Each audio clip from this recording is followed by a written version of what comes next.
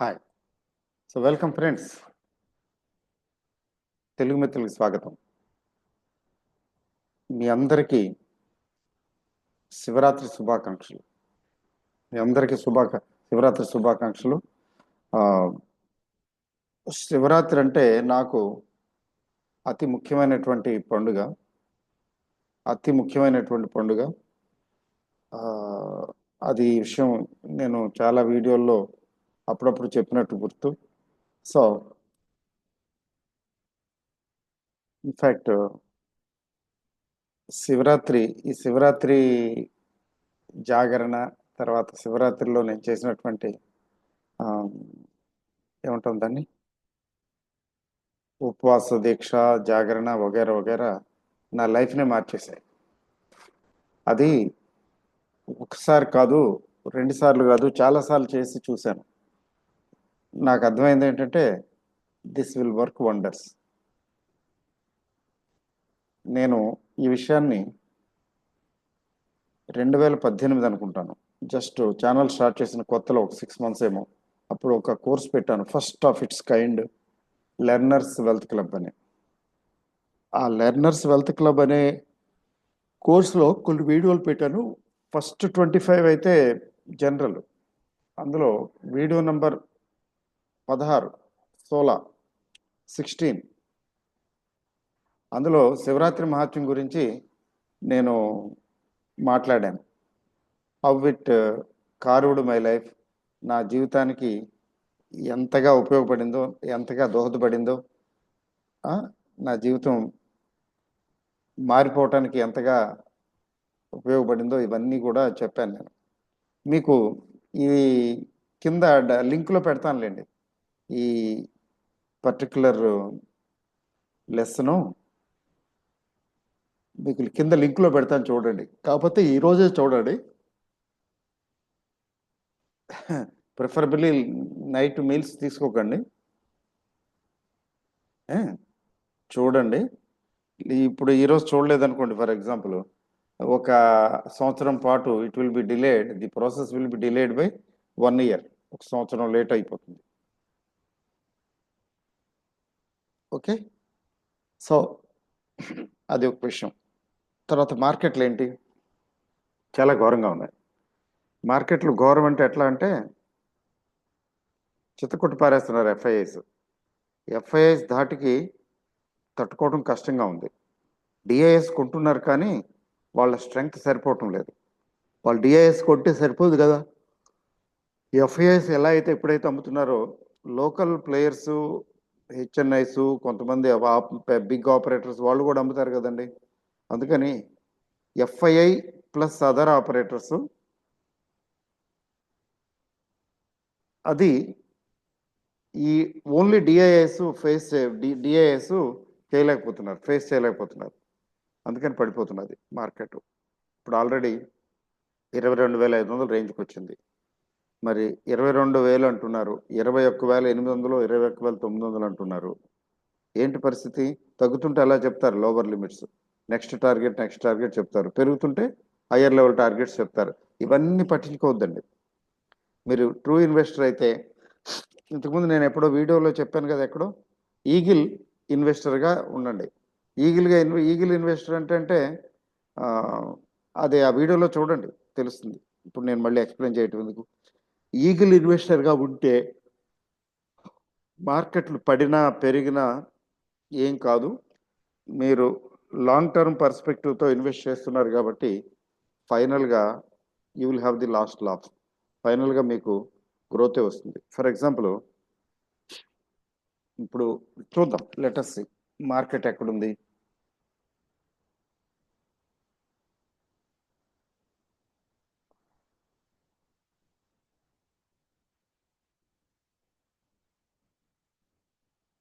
ఇక్కడుంది. ఎక్కడి నుంచి ఎక్కడికి పడిపోయిందో చూడండి. 26,200 నుంచి 22,540, 550. అంటే ఎంత తగ్గిందో చూడండి. తగ్గటమే, ఇంక వేరే పని లేదు.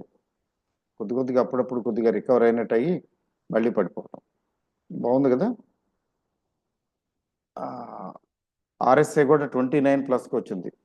ఆ 29, 30 లెవెల్లో లేదా దిగువన జనరల్గా ఇండెక్స్లు ఎక్కువ రోజులు అలా ప్రయాణం చేయవు, కానీ ఎక్కువ రోజులు అలా దిగువనే ఉంటే చాలా భయంకరంగా తగ్గిపోతుంది మార్కెట్.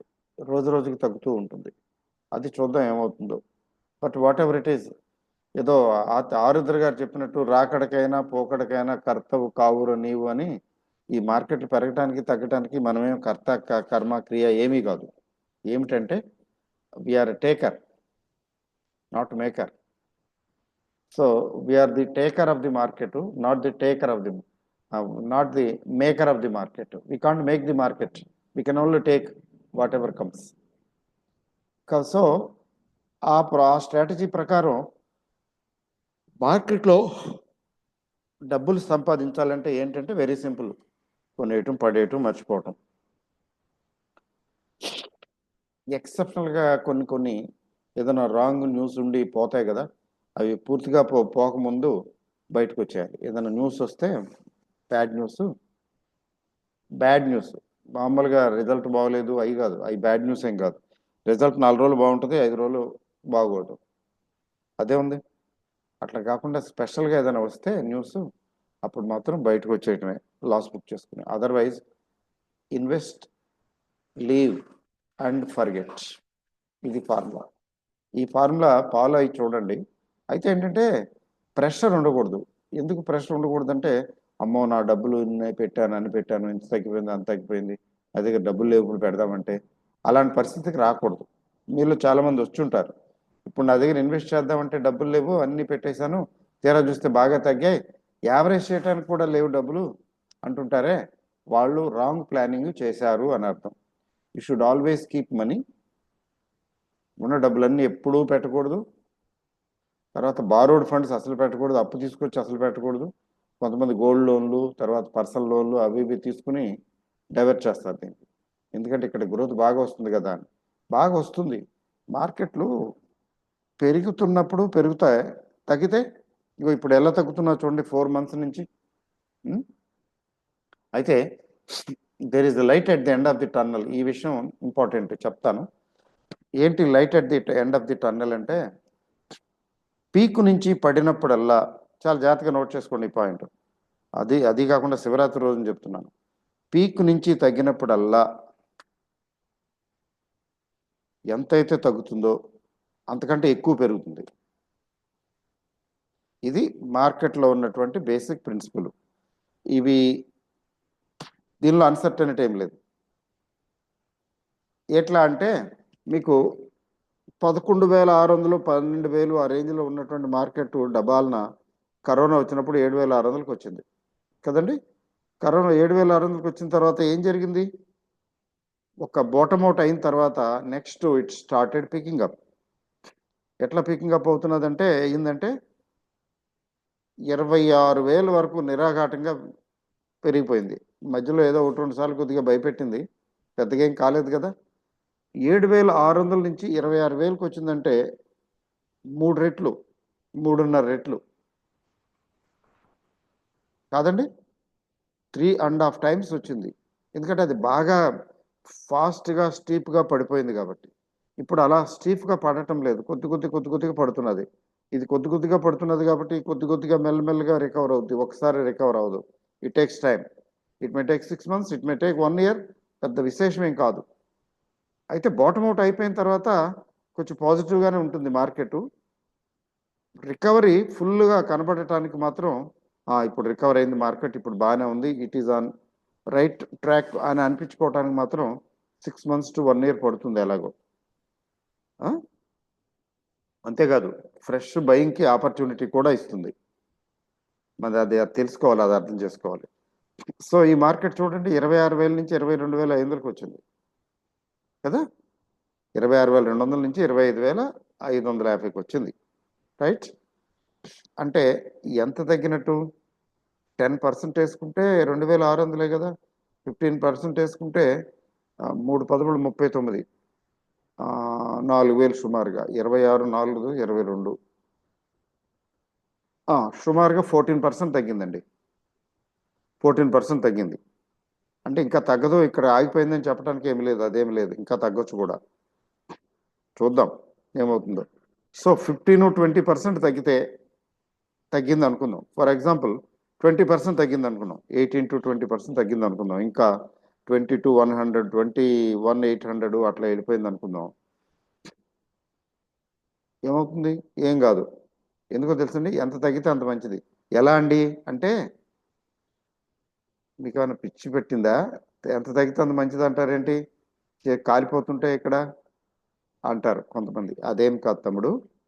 ఎంత తగ్గితే అంత మంచిది. ఎందుకంటే ఎంత తగ్గితే అంత బాగా రికవర్ అవుద్ది. రికవర్ అయ్యే టైంకి ఎప్పుడు తగ్గిన దానికంటే ఎక్కువే రికవర్ అవుతుంది. It may take time. 3 నెలలు, 4 నెలలు, 5 నెలల్లో కాకపోవచ్చు. It may take 1 year, it may take 1.5 years, it may take 2 years, it may take only 9 months, but it will do. ఎట్లా అంటే, ఇప్పుడు ప్రీవియస్ హై 26,200 కదా, అంటే ఇక్కడ 4,000 పాయింట్లు తగ్గింది అనుకుందాం. 26,200 నుంచి 4,000 పాయింట్లు తగ్గింది. కానీ అది రికవరీ అవుతూ దీన్ని అధిగమించేస్తుంది. 26,200ని క్రాస్ చేసేసి 28,000, 29,000కు వెళ్ళిపోతుంది, 30,000కు. చూసారా? 4,000 పోతే 4,000 కలిపి ఇంకో 4,000 కలిపి పెరుగుతుంది. అంటే 26,000 నుంచి 22,000కి వచ్చిందల్లా మళ్ళీ 26,000కి వెళ్ళి ఇంకొక 4 కలిపి 30,000కి వెళ్తుంది. 29,000, 30,000. ఎప్పుడండి? అది ఎంతకాలం పడుతుంది? ఇలాంటి ప్రశ్నలు వేయకండి. అది ఆ ప్రశ్నకు సమాధానం ఉండదు. ఎంత టైం తీసుకుంటుంది మార్కెట్ అనేది ఎవరి అంచనాకి దొరకదు. ఎవరైనా చెప్తే అలాగా ఇగో 2 నెలల్లో వచ్చేస్తుంది, 5 నెలల్లో వచ్చేస్తుంది, 7 నెలల్లో వచ్చేస్తుంది, సంవత్సరంలో వచ్చేస్తుంది అని ఎవరైనా చెప్తే ఆయన గెస్ చేసి చెప్తున్నాడు అని అర్థం చేసుకోండి. అంతేగాని ఆయనకి ఏదో తెలిసి కాదు. ఆయనకి సబ్జెక్ట్ తెలిసి చెప్పటం లేదు, గెస్ చేస్తున్నాడు. ఆ గెస్సింగ్ మీరు నేను కూడా చేయొచ్చు. కానీ one thing is for sure, ఈ 26,000 30,000 అవుతుంది. మీ దగ్గర పేషెన్స్ ఉందా? మన దగ్గర పేషెన్స్ ఉండాలి. అలా వదిలేయటమే. It takes its own time. అయితే ఈలోగా ఏంటంటే, ఫండమెంటల్స్ వీక్గా ఉన్నవి, బాగోనివి మన దగ్గర ఏమైనా ఉంటే వాటికి దండం పెట్టి బయటకు వచ్చేయాలి. బయటకు వచ్చేసి we should replace them with fundamentally strong stocks. ఎప్పుడు కూడా మనకి మార్కెట్ మీద, సెలెక్షన్ ఆఫ్ స్టాక్స్ మీద అవగాహన ఉండాలి. మనం ఎవరి మీద డిపెండ్ అవ్వకుండా మనమే సెలెక్ట్ చేయగలిగిన పొజిషన్కి వస్తే you are the king, you are a winner in stock market. అలా టైం ఎక్కడ ఉంటుందండి? అది అంత స్కిల్తో కూడుకున్నది, కొంచెం కష్టం కదండి ఇవన్నీను. It's not everybody's cup of coffee కదండి అంటారు కొంతమంది. కరెక్ట్. అందరూ చేయలేరు అది. అందరి వల్ల అయ్యే పని కాదు. వాళ్ళు ఏం చేయాలి? సింపుల్గా మ్యూచువల్ ఫండ్స్లో పెట్టుకోవాలి. మ్యూచువల్ ఫండ్స్లో పెట్టుకుంటే గొడవే లేదు. వాళ్ళు చేసి పెడతారు. They are specialist. చక్కగా కొంత పర్సంటేజ్ తీసుకుంటారు, చక్కగా మీకు తరపున ఇన్వెస్ట్ చేసి పెడతారు, రిటర్న్స్ ఇస్తారు. ఇంకేం కావాలండి? బాగుంది కదా? అది విషయం.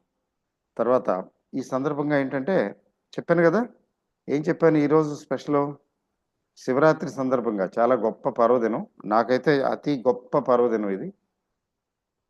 ప్రతి శివరాత్రికి నేను జాగారం ఉంటాను, రాత్రంతా మెలకుగా ఉంటాను, మరి నిద్రపోను, మెలకుగా ఉంటాను, ఉపవాసం కూడా చేస్తాను యాక్చువల్గా. ఎందుకంటే that gave me tons of success and encouragement. అది మీ వీడియో, నేను అప్పుడు పెట్టిన వీడియో 2018లో పెట్టిన వీడియో మీకు లింకులో కింద పెడతాను, చూడండి. మీరు కూడా చూడండి, ఈరోజే చూడండి, లేట్ చేసి ప్రయోజనం లేదు. సో బిఫోర్ ఐ క్లోజ్, మరి మనకు ఫార్మాలిటీ ఉంది కదా, ఫార్మాలిటీ ప్రకారం ఏదైనా ఒక షేర్ అన్నా చెప్పాలి కదా. చెప్తాను, బట్ వన్ కండిషన్. ఏంటి ఆ కండిషన్ అంటే, నేను చెప్పాను కాబట్టి గబుకుని కొనేయకండి. లో మార్కెట్లో ఏంటంటే పడిపోతూ ఉంటాయి. అయ్యో ఆయన చెప్పారని కొన్నాము, అయినా పడిపోతుంది అని అనుకుంటారు, కాబట్టి పడిపోతాయి. కాబట్టి ఏం చేయాలి మీరు? నేను చెప్తాను, స్టాక్ ఒకటి చెప్తాను, ఒకటి చాలు. బట్ మీరు అబ్జర్వేషన్లో పెట్టుకుని స్టడీ చేసి తీరిగ్గా ఓపిక్గా ఎప్పుడన్నా కావాలంటే కొనుక్కోండి, లేకపోతే లేదు. కానీ నేను చెప్పిన తర్వాత గబగబా పెరిగిపోతే అమ్మో ఇంకా అందదిది అని చెప్పి ఎగబడి కొనకండి. మళ్ళీ అదే దిగొస్తుంది కదండి. సో మరి ఆ స్టాక్ పేరు చెప్పనా? Apollo micro system, Apollo micro systems limited. ఇదండి స్టాకు. చాలా కాలం రేంజ్లో ఉండి ఇది ఏరోస్పేస్, తర్వాత డిఫెన్స్, వాటిలో చిప్స్, మైక్రో చిప్స్ చేసేటటువంటి capital goods based company, Hyderabad based కంపెనీయే. తర్వాత ఆర్డర్స్ కన్సిస్టెంట్గా ఆర్డర్స్ వస్తుంటే పెరుగుతాయి కదా, ఆర్డర్స్ వచ్చినాయి అంటే పెరుగుతాయి కదా. అలా పెరిగి పీక్ వెళ్ళింది, 150 దాకా వెళ్ళిందా. ఓ గ్రేట్. ఇమాజినే, మార్కెట్లు పడుతున్నప్పుడు ఇది పడలా, 150 దాకా వెళ్ళిందండి. కాకపోతే మా ఫాలింగ్ మార్కెట్ కాబట్టి అక్కడ నిలదొక్కోలేకపోయింది. ఇక్కడ 105 లోకి వచ్చింది, ఆ తర్వాత 116 దగ్గర ట్రేడ్ అవుతున్నది. సో కాబట్టి ఇది వాచ్ చేయండి, వాచ్ చేసి స్టడీ చేసి మీకు నచ్చితే కొనుక్కోండి, లేకపోతే లేదు. దీని గురించి జస్ట్ కొన్ని బేసిక్స్ చెప్తాను, అంటే బేసిక్ ఇన్ఫర్మేషన్ ఈ కంపెనీ గురించి చెప్తాను. ఆ బేసిక్ ఇన్ఫర్మేషన్కి హెచ్డిఎఫ్సి సెక్యూరిటీకి వెళ్తే సరిపోతుంది.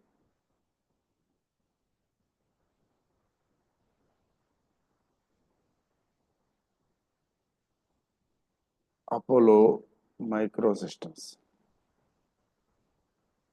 116. ఏంటంటే దీని హిస్టరీ, దీని స్టోరీ. 87,000, 87-88 రూపాయలు దీని 52 వీక్లో. 157 రీసెంట్గా వచ్చిన 157 52 వీక్ హై. అంటే రెండిటికి ఉన్న వేరియేషను ఆల్మోస్ట్ 50%, సగానికి సగం. దీనికి లో కంటే హై డబుల్ ఉంది, అంటే కొంచెం పర్వాలేదు, ట్రెండ్ బాగానే ఉంది. అయితే మార్కెట్ క్యాప్ 3,573. సో చిన్న కంపెనీ కాబట్టి అల్లారు ముద్దుగా చూసుకోవాలి. అంటే అర్థం ఏంటంటే తక్కువే కొనుక్కోవాలి, ఎక్కువ ఇన్వెస్ట్ చేయకూడదు, వేలు లక్షలు పెట్టేయకూడదు. చిన్న కంపెనీ కదా, కొద్దిగానే పెట్టాలి. అయితే ఫేస్ వాల్యూ ₹1. 2018లో వచ్చిందట ఈ కంపెనీ. ఓకే, ₹116, అంటే 116 టైమ్స్ పెరిగింది ఇది ఇప్పటికి, అంతే కదా. 116 రెట్లు 2018 నుంచి ఇప్పటి వరకు, అంటే 7 సంవత్సరాల్లో 116 రెట్లు, అంటే 100 రెట్లు పెరిగినా చాలా గొప్పే కదండి. 7 సంవత్సరాల్లో, 6.5 సంవత్సరాల్లో 100 రెట్లు పెరగటం అంటే గ్రేటే. అంటే అంతకుముందు కూడా బిజినెస్లో ఉంటుందిలేండి, 8 సంవత్సరాలను కాదు. బట్ మనకి కొటేషన్ వచ్చిన తర్వాత కదా చూస్తాం. దీని పిఈ చాలా ఎక్కువ ఉంది, 64 ఉంది, కాబట్టి జాగ్రత్తగా ఉండాలి. డెలివరబుల్స్ తక్కువ ఉన్నాయి, కాబట్టి ఇంకా జాగ్రత్తగా ఉండాలి. స్పెక్యులేటివ్గా చేస్తున్నారు, డెలివరీ కోసం చేయటం లేదని అర్థం. డివిడెండ్ ఈల్డ్ ఉందంటే ఇది ప్రాఫిట్ మేకింగ్ కంపెనీ అని చెప్తున్నది. ఓకే అండి.